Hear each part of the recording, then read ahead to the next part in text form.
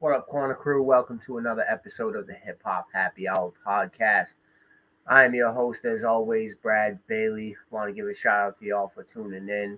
We live. We coming to you every Thursday night. Y'all already know how we do.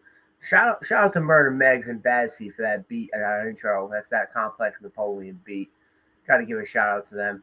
But without further ado, I want to bring up my guest, Cincinnati's own MC Till. Yeah. What's up, What up, man? brother? What's going on? Good to finally have you on. Yeah, man. I know it's been a while in the making, man. So thank you for being patient with me, man. I Yeah, appreciate you yeah, having me yeah, on it's fine. tonight. It's all good, man. It's all good. We all got busy lives, you know. This hip Yeah, hop no thing doubt. makes us extra busy too. You know what I mean? So, For sure, creator man. creator of Yeah, but it's everybody's hip hop label, author of the Boom Bap Review. You do a lot of good for hip hop. So, for those that out there that don't know who you are, tell us who you are and what you do, my brother. yeah. MC Till is the name that I picked up along the way, being involved in hip hop for many years. My mom and dad named me Adam out the womb, and I still a lot of people know me by Adam. I still like that name, so I go by both. But yeah, man, as a youngin, I got into hip hop, and man, I was fascinated by it early on, and I just stuck with it throughout my entire life, and just tried a bunch of different things. But the things that have seemed to stuck lately is the Everybody's Hip Hop label and the books that we've been doing, and so yeah, just try to get as much time into writing and listening, and all things hip hop as I can in between, other life things, jobs and family and whatnot. So just enjoying the ride. Exactly, exactly. The Yeah. Boom Bap Review. How did that come about?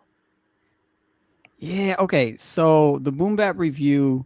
Okay. Do you remember like the Source magazine Oh yeah, oh yeah. and like how they used to have like the in the back like new albums coming out, like release dates, and then like when it went online you could go to like different websites and they would have like release dates. Mhm. Like at some point I couldn't find release dates anymore. It was like, man, I used to like eat this stuff up and now I can't find it anywhere. So I thought, let's be the source. Everybody's hip hop label will be the source of new, not the source like the magazine, but we will be the place where people go to find what new releases are coming out. And so I tried that for a little while, and that was kind of hard. There's music is coming out right and left, and a lot of artists aren't really promoting it before they release it. It just comes out. So like getting release dates was kind of hard. So then I thought, well, next best thing is we can just every month just put out a list. Here's the albums that came out this month that we think are good. We recommend you listen to. So we did that. We created this list every month of albums coming out, and I think the first or second year of doing that, I think it was the first year. After several months, I was like, "Oh wow, we have a nice list here." And so I hit up my friends. And I was like, "Hey, we could put out a like a almost like a pamphlet every year, not like a book, but like like a little pamphlet of some sort, and just have like, hey, here are the albums, like top 100 albums of the year that we recommend." And then that snowballed into, well, we could also write some reviews on some of these albums, and we could also write some like retrospective pieces. And then, hey, we could do some essays, we could do some liner notes. So like every year we kind of add on to it. But that was the original idea that sparked it, was what happened to these release dates sites, and let's fulfill that need that's out there. And it just kind of snowballed into the book. Oh yeah, that's dope. It Yeah. turned into almost like a full time job. It sounds like it is It because could. you said there's a lot of releases out there. How do you feel about the oversaturation of the market nowadays? I mean, I feel like it's good and bad. I mean, it's nice because everyone has a voice and their voices can be heard. And I feel like if you're a human being that wants to create something, you should create something. And now that almost everyone has the means to create an album and they can put it up just about anywhere, I think that's a wonderful thing for people to be able to create and put their music out into the world. So that's nice. I mean, the downside obviously is like a lot of it's not all that good. Right. I mean, some of it's or it's good to somebody, but just not to the majority of people, or not to me. So you kind of have to sift through it. So that's hard, especially when artists reach out like, hey, check out this album, and I check it out and I'm not really feeling it, but do your thing. Like I don't want to block somebody from doing what they do. And and someone that's excited and has passion around it. So I think the oversaturation is good and bad. I think I would prefer it. I like it. I like the fact that people have choices and they can create and put it out. And then there's people like me that's come along and say, hey, if you like my taste of music, if you like everybody's hip hop taste in music, then just follow us, and we'll do some of that work for you. You don't have to sift through it all yourself. Exactly, exactly. And there are a lot of like, there's a lot of spots out there like hip hop lifers, great place to know Yeah. find out the new releases, and they keep it going. That was one of our big things when I was with them, is to make sure we were having our ear to the ground and letting everybody look, because like you said, not everybody's gonna like everything. And so Right. that's the thing. You got to find your lane. You really do. And Yeah. a lot of these artists get upset that they feel like they're not being, especially local artists, feel like they're not being supported. But you said marketing; they don't market themselves. Like, what do you think about that? Yeah. How do you feel as someone, as a writer, as someone that helps promote hip hop? How do you feel about an artist that doesn't push themselves? Well, I mean, I have lots of thoughts on this. It If you're okay with your music not, getting out in front of a lot of people, great. So be it. If you just want to create because it's a nice outlet for you, and you just create and you put it out there, and you don't really care about the response. Um, it's a healing I make beats like that. I make beats all the time and do nothing with them. It's a healing process. I just enjoy it. So that's great. If you really want, I guess it just depends on, like, has that artist defined their goals, Right. and has that artist defined what success is for them. You know, if they have, then they can reach it, or they won't reach it. You know what I mean? They can try and then come out with another album and try again or whatever. Um, I don't know. I do get a little frustrated, not super frustrated. I still sleep at night, but I get a little frustrated with artists that are like, man, no one's listening to me, and like, I got this great music. It's like, well, yeah, but you just have to work hard, and all the time, and for a long time, consistently, and then you probably still won't make it. You know what I mean? Like, it's hard. There's a lot of people in the world that are trying, to do it and make it happen. And it's like, if you're and so I feel like we're passionate. Like, everybody's hip hop label, there's six of us. We're all passionate.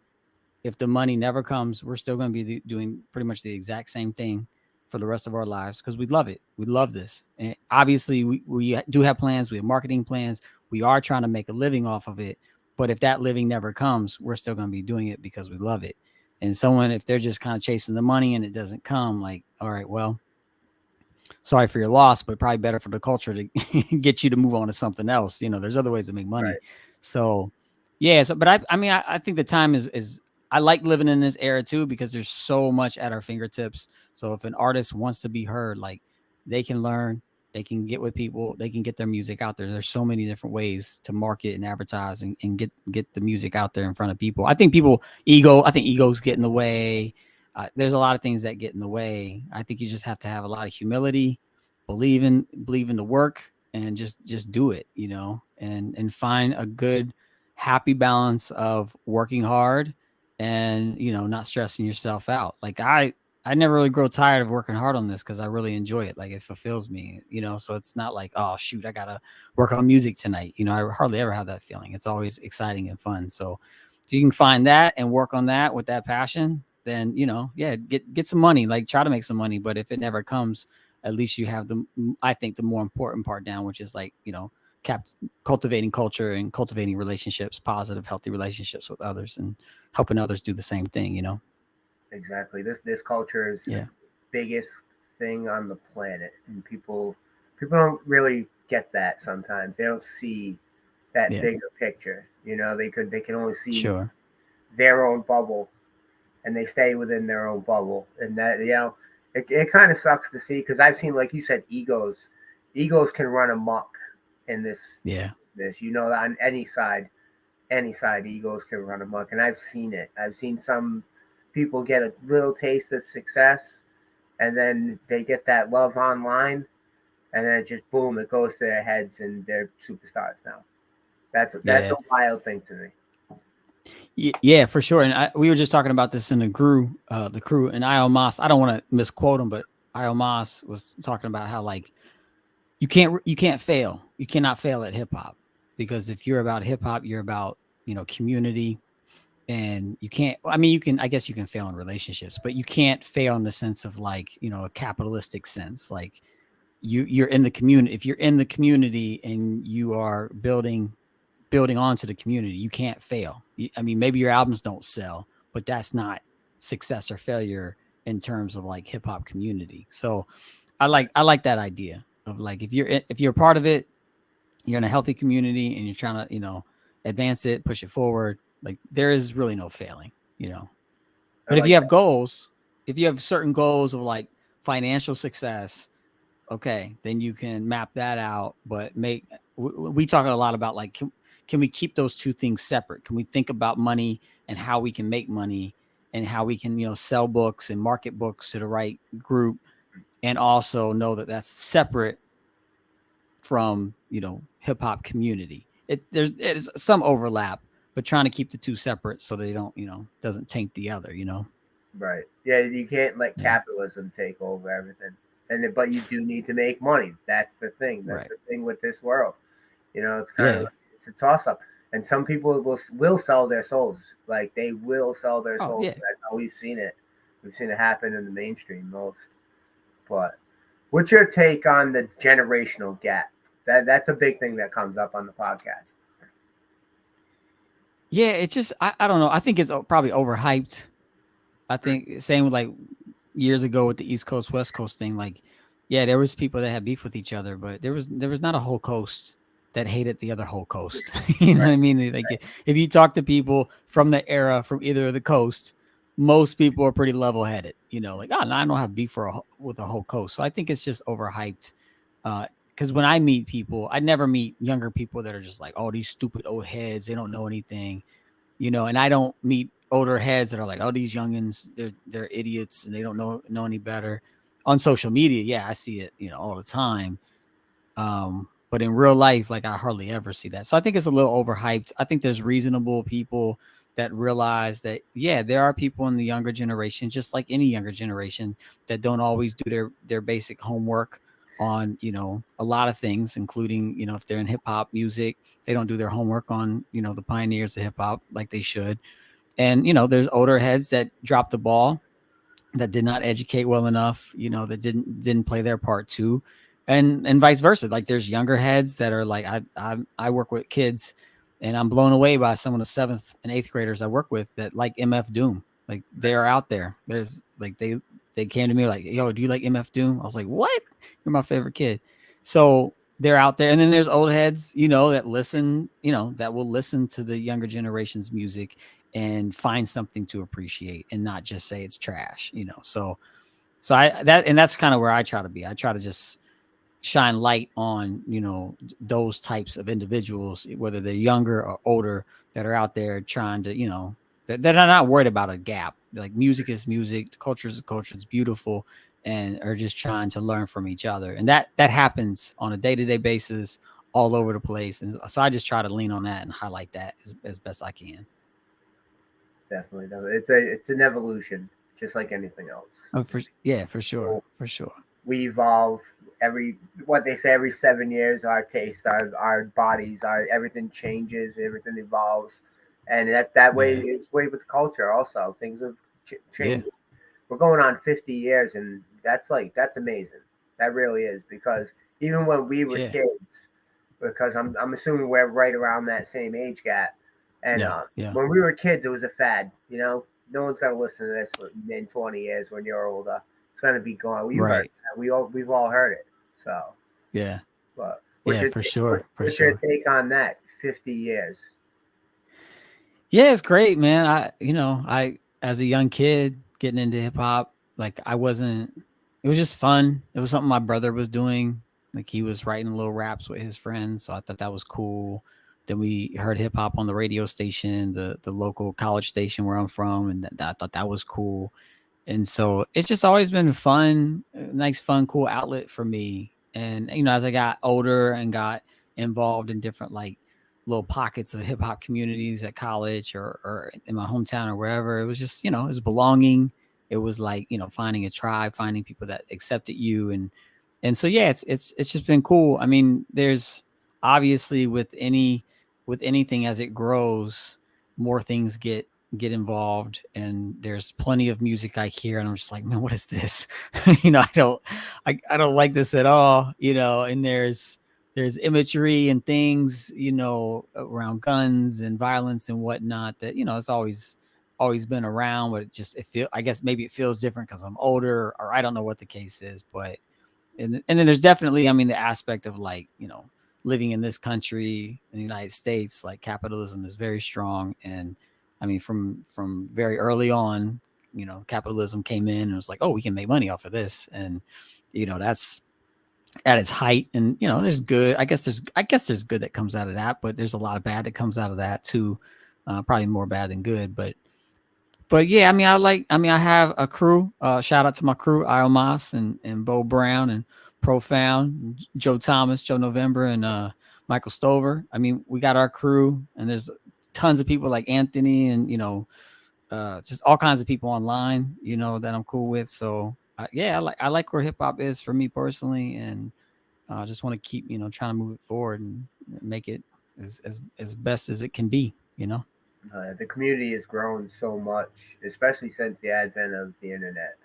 Being able to reach Yeah. Oh from yeah. doing this right here, we would have never been able to do this 20 years ago. True. True. Not at Yeah. all. Not at all. It would have been For sure. a written review in a magazine, or hopefully a TV review on some local Right. public access channel or something like that. And that was our only reach, really. That was it. Right. Like you Yeah. said, Yeah. the sauce in double XL was huge, huge to Yeah. us, Oh yeah. and Oh then yeah. it disappeared. Yeah. For sure. So I got to give you a shout out for keeping something like that going. You know what I mean? Because Yeah. people, we lose it, and if we're gonna lose every little piece of our history, then we're gonna forget, and we can't forget. So shout out to you, For man, for sure. keeping that going. I like to Yeah. move No on to a doubt. little segment we do here. It's called "What's Your Issue." Now, what's your issue? We have what's your issue could be a little small pet peeve, or one of your biggest issues in the world. But MC Till, what's your issue, bro? Oh man, what's my issue? I got many, man. So it can be anything not related to hip hop. It could be anything, anything in the world. All right, this is my issue, man.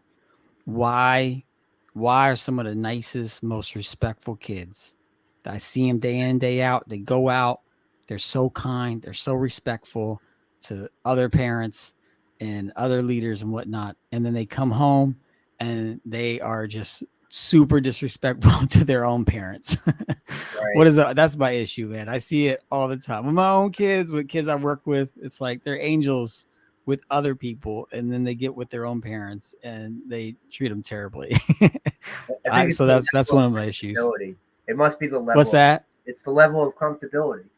You know, really. Comfortability. Yeah, Yeah. yeah, yeah, for sure. You're Yeah, comfortable with your parents, so you're just comfortable to be able to switch on that dime and be a piece of shit to yeah. them, And we all were, I, we were all pieces of yeah, shit to our parents. So at one for point, sure, for they sure. were pieces of shit to their parents. So, It's uh, the cycle, man. It's the yeah, cycle. it really is, Yeah, And then as you grow older, you learn, especially but when you lose your parents, then you really learn. You really learn that wow, yeah, wish I had them around. But but I would say hip hop wise, can I share a few issues hip hop wise? yeah, And guys, this is yeah, this is just me as a fan.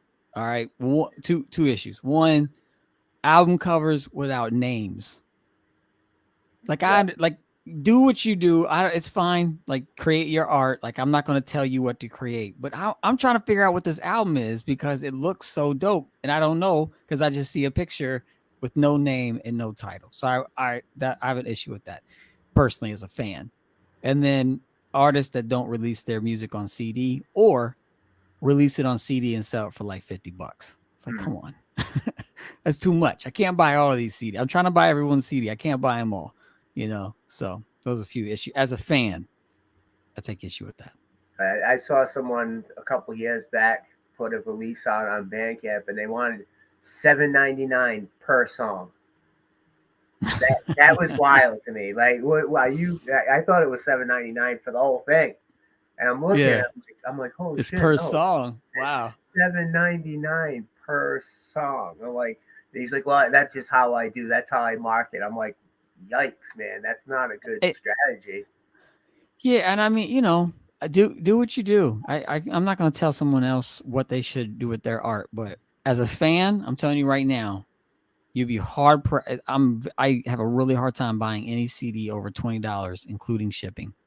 I Right, do it for some artists, but man, I mean, I grew up. You buy, CDs. You still to this day go to the record store and buy it, for $10 or so. It's just like, man, spending 30, 40, $50. It's a lot. yeah, some and people are wild, man. I mean, I get capitalism. Yeah. Got to make Well, that money, but come on now. Sometimes you're going a little crazy. yeah, and I mean, you got your fans, and like there are artists that if they release a CD, and if they sell it for 50, I would buy it. Like if Mm, De La Soul released a CD tomorrow for $50, I would buy it, and I wouldn't think twice. right. But there's very few groups that I would, not think twice. I'm at least gonna think a few times, like, oh, I don't know, maybe I'll get it next month, Right, right. And then But it slips through the crack because of the saturation. right, And yeah, yeah, yeah, it's just boom, boom, boom. And we are lucky in a sense that we can have access to our fingertips. It wasn't like back in the day, but right, yeah. back in the day there was more anticipation. Yeah, that's true. That's true. And I mean, I'm not knocking these artists like because I understand like if you're gonna go through the time and energy that it takes to print up a CD, you want to make something, you want to make a little something back, and probably not gonna sell 3,000-4,000 copies, Right, you know. So if you could just sell 50 to 100 copies for 25-$30 each, like I understand, and I'd rather them do it than not do it. You know what I mean? Like I would rather like okay, at least there's an option there. So I yeah, get it. I understand. I'm not trying to knock them. Do your right, thing, artist. Do your thing. yeah, exactly. But Just send me a free one so I can write about it. right. So that's one thing that drives me nuts is I'll get a lot of people messaging me, hey man, what's up with the podcast? I want to be a guest. And I'm like, yeah, send me a link. Send me something. Let me. Yeah. I have to hear you first. I have Right, to right, hear right. you first. Yeah, for sure. And it'll be something that there's a paywall behind. It's like, dude, you're trying to network here. Right, right. If you're gonna try to force me to pay for your stuff, so you could be on my little podcast that has my little bit. It's like, oh, that's kind of like that's almost an ego thing too. Yeah, You'll yeah. just pay for it, or you'll get Right. people that who I am. No clue, no clue who you are. Sorry, but oh well, then you're missing out. Oh, okay, all right. That's That's funny. ego again. That's the Yeah. ego. We need it, especially in hip hop because of the competition Sure. aspect. But sometimes that ego will bury a career. It Yeah. really will before it even gets started. So that's kind Yeah. of a sad thing. It really Yeah. is. For sure. For sure. But Indeed. I want to move on to another little question I like to ask Yeah. Yeah. everybody on this show. And when your earliest influences is hip hop, what was one of the first things you remember? Definitely my brother. My brother was 3 years older than me. Mm, And I think maybe it was for his class assignment. They had to like do some sort of presentation. And I think they wrote a rap. And I think that was like what really got me hooked. And then listening on the radio, like the earliest I remember was like Run DMC, LL Cool J, Beastie Boys. I think my first tape, my other brother, I think bought me my first tape, Biz Markie, The Biz Never Sleeps, I think was the one. Um, I think that was the first tape I owned. And then De La Soul's 3 Feet High and Rising. I mm, think that was the album that I heard that I thought, man, I want to make music too. And so those are some of the earliest. And KRS One, I remember listening to KRS One, Boogie Down Productions pretty early on too. But yeah, so those are some of the earliest influences. But I think it was De La Soul and the Native Tongues movement that really, like Biz Markie was a huge influence on me just because he was so fun, and light. And that's kind of like has been kind of my quality, like a characteristic of me from very early on. So I appealed to that. But then with De La Soul, it's just like, I don't know, they just had a different way of creating. It's just they were kind of talking, rapping. It was just they didn't rhyme all the time. It was just different, and that really stuck out to me, and sparked a lot of creativity in me to where I was like, I want to do this, and that's when I started, writing and trying to make beats and stuff. So Was it a natural evolution for you? yeah, you mean going from just listening to making it? Yep, from Oh being a yeah, fan yeah, to an artist. yeah. Oh, for sure. I mean, I remember, um, oh, it was Digital Underground. Digital Underground had they were a pretty big influence early on too because they were fun. And there was a Digital Underground song and an Ice T song actually on the New Jack City soundtrack that I remember like memorizing the lyrics to. So it went from memorizing lyrics of other artists that I was listening to like banging around on drums. So my mom bought me this old drum set from a yard sale across the street. So trying to bang around that. And I actually got some drum lessons for a while too. So like trying to learn how to play beats to I got my hands on some sort of recorder, like a 2-track recorder, so I could like loop beats the old fashioned way where you like pause it and record and then rewind it and then record again. And then I could rap over it to, getting a 8-track recorder and being able to do more stuff to, and then getting a beat machine or bar, like using a friend's beat machine, trying to learn that and then getting a beat machine. So yeah, so it just kind of from that very early on, when I was very young, listening to De La Soul to, where I am now, it's been a continual evolution of, oh, okay, let me try to get my hands on this thing and then that thing and then work with this person. So it's just been evolving ever since naturally. Yeah. So you got to keep Yeah. it in life. You got to keep it. It's just like anything else. You got to sharpen your sword. I mean, Yeah. we hear it a lot, but really you do. Yeah. You got to keep yourself sharp, like in any facet of it too. Where you're on kind of on both sides. You're on the media aspect of it and an artist Right. aspect of it. What made you? Well, not what. Where do you want everybody's hip hop label to go? Yeah. So we just got done. We're still finalizing it actually, but we got all the notes down on a 5-year plan. And part of this process was going to like each member of our crew and saying, where do you want to be in 5 years just as an individual financially? Where do you want to be with your creative output? And so we just went through all these questions and kind of deciphered, kind of on the same page on the things that we want to see. And so in 5 years, I mean, we want to be prominent with books. We want to do basically maybe 2.5 books a year, releasing books, um, being an outlet for music. We want to release a lot of music, both internally, from because we have producers and MCs in the crew, so both internal albums, but also other albums from other artists that we like to work with. We want to build up a network of listeners that really love the music. So when we release something, they can get it immediately before everyone else and be able to sit with it and give us feedback and comment on it. So we want to keep cultivating and building up that community of listeners. So basically, I mean, essentially everything we're doing now, Mm-hmm. but doing it more, having the ability for as many of us who want to enter into doing it full time and not have to work the jobs that we work. And I personally love the jobs that I have that bring in the money that takes care of the house and the kids and all that. I really love that work, but I want to be at a place where I can choose to do that work if I want to, Right. and money is not no longer an issue because we have built up everybody's hip hop label. And I think at the essence of it, what we want to do is just continue to build community, and also build not just hip hop community, to lean on each other, but also build up a community of folks that like what we put out, that like the books and want to come and buy the books, and that they find those books valuable to them in their lives, and just keep building that out to a place where we can do it full time if we choose to. So Right. yeah, You got to have a plan. You really do.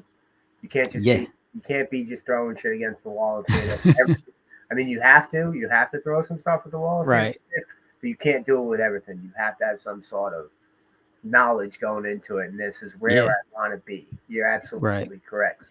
Some people yeah, don't think that way. Some people are just out here, like especially some of the local artists that just throw their stuff out, and they're just like, yeah, I'm gonna drop an album tomorrow. Right. You're just hearing about it today. I'm just gonna tell you today, but I'm dropping an album tomorrow, and then Right. exactly then 10 days later, only 3 people have listened to my. Well, dude, you didn't market it that great. Yeah. That's a big Right. thing in marketing. You're Yeah. very good with marketing. You're very good with the marketing. So Well, I thank you. And I mean, the thing about today is like, back in the 90s, you rarely had an artist that you heard about that didn't have marketing behind them, hmm, you know? And yeah, so if there was an album I heard in the 90s, there was a machine, behind that person, generally speaking, not always, but for the most part. And now it's just not like that. Now, if you hear of an artist, like some artists are not they're not good at marketing and they don't want to be. They're not advertisers. They don't want to be. They're artists. They know how to create great music. And so that's another thing that, we really want to help provide is like if there's an artist out there that we think is really dope, but they're not marketing, they're not advertising because that's just not what they do. We can come in and say, hey, let us take this right, album and put it exactly, out through our network, and immediately 10,000 people will hear it. So we want to be able to be at that place to help support some of those artists, because I don't expect every artist to be like, oh, I love marketing and advertising, I'm gonna learn all about it, because it's just not, it's just not going to happen with some artists. They're just not cut out like that, and there's nothing wrong with that. Like, I'm not good at math, never have been. Like, I'm right. terrible, so it's just not And my forte. it is tedious work too. Yeah. Like we've done it. We've tried to get into that advertising marketing end of things, and it is tedious work, and you got to bang people over the head. And Speak the Rebel is a marketing genius. Mm, You follow Speak, I'm sure you know Speak. He'll hit yeah. you with that "buy my album" at the end of a post every single time. So then Okay, I'm gonna have to. it's become a thing with him that you already know he's going to tell you to buy his album. So most people Yeah.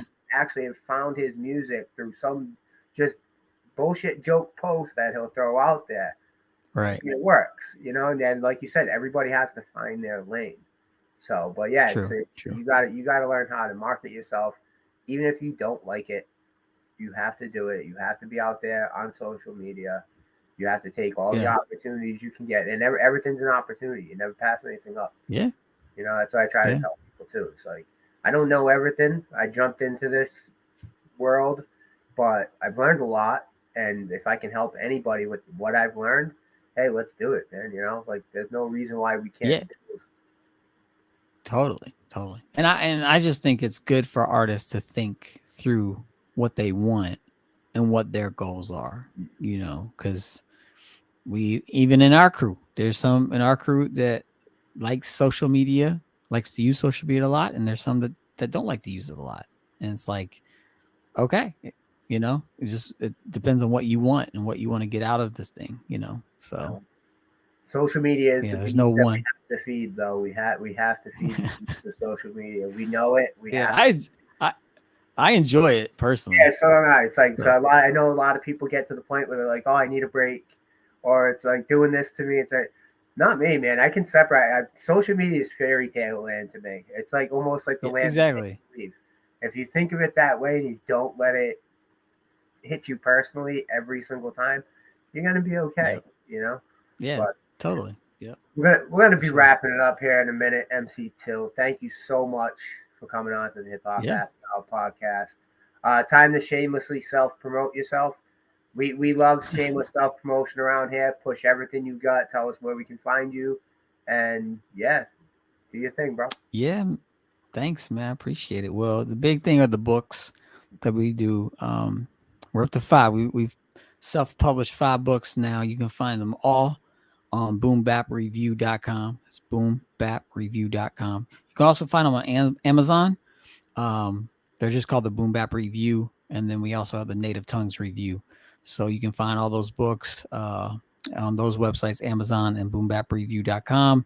And we also, my man La Dog, we have something that we're piloting, getting off the ground, which is ditcd.com, digging in the CD. Shout out to that group that let us use the name, ditcd.com, which is basically like above board. Like there's these websites that bootleg people's music and put it Yeah. on CD and don't pay the artist anything.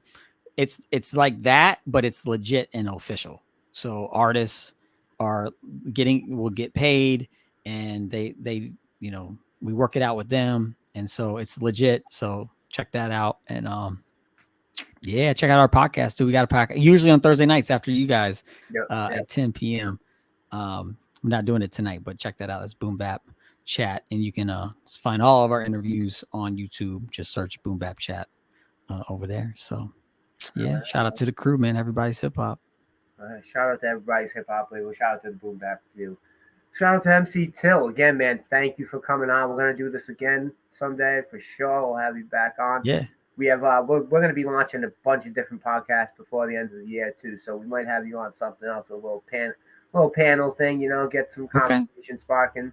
You know what I mean? But again, Yeah, man, man. thank you for coming on. And hey, shout out to everybody at the Hip Hop Happy Hour. Shout out to everybody at the Culture Corner. And peace. Peace. Thanks, man. Thank Appreciate you, it. sir. Thank you.